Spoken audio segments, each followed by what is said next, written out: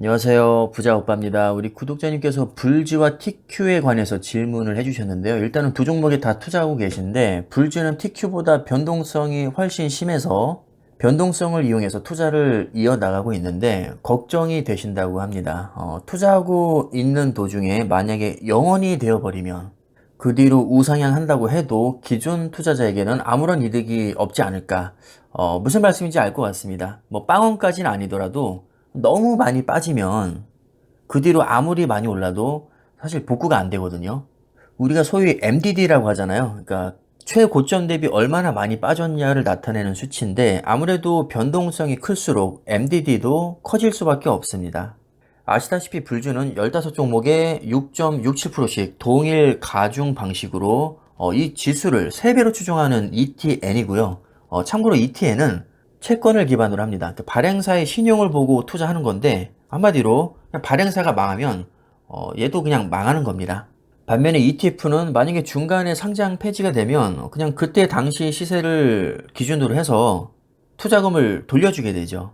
뭐 이건 변동성과 관련 없는 얘기긴 하지만 의외로 많은 분들이 ETN이라는 이유로 좀 투자를 꺼려 하시는 경우가 많습니다. 그래서 한번 말씀드려봤고 불지가 왜 변동성이 심할 수밖에 없느냐. 자, 일단은 종목 수 자체가 TQQQ는 나스닥 100을 기반으로 하니까 약 100종목을 기반으로 하죠. 근데 불주는 15종목밖에 안 됩니다. 그러니까 기본적으로 변동성이 크고 폭락장 제대로 한번 걸리면 거의 뭐 마이너스 90% 이상도 빠질 수 있는 종목이기 때문에 이게 좀 부담스럽다는 거죠. 근데 실제로 이번 금리 인상 이슈 때 90% 넘게 빠지지 않았나요? 제 기억으로는 거의 95% 가까이 빠졌던 것으로 기억하는데 TQ는 뭐 마이너스 70%인가 뭐 80%그 정도까지밖에 안 빠졌죠. 그리고 속설도 제 기억으로는 거의 90% 정도 빠졌던 것 같습니다. 그러니까 확실히 MDD는 TQQQ가 다른 세배 레버리지에 비해서는 좀 낮은 편입니다. 근데 사실 불지의 진짜 문제는 단순히 종목수가 뭐 15개로 적어서가 아닙니다. 이제 똑같이 6.67%씩 나눠 갔다 보니까 비교적 시총이 낮고 좀 안정성이 떨어지는 종목. 그러니까 예를 들면 뭐 애플이나 마소, 구글 같은 종목에 비해서는 인텔이 훨씬 떨어지는 게 사실이잖아요. 근데 이런 종목들이 똑같이 6.67%씩 나눠 갖는다? 자, 이거는 굉장히 부담스러울 수 있다는 겁니다. 자, 반면에 TQQQ는 시가총액 가중 방식이기 때문에 애플, 마소, 구글, 아마존 이렇게 세계에서 가장 안정적이고 시총이 큰 종목들이 높은 비중을 차지합니다. 이게 어느 정도냐면 이제 총 100개 종목에 투자가 되는데 상위 10개 종목에만 거의 뭐 60% 가까이 투자가 되고 있죠. 종목 수도 훨씬 많은데다가 이제 애플, 마소, 구글 같은 굉장히 안정적인 종목이 높은 비중으로 투자가 되고 있다. 이 자체만으로도 굉장히 심리적으로 큰 안정감을 주게 됩니다.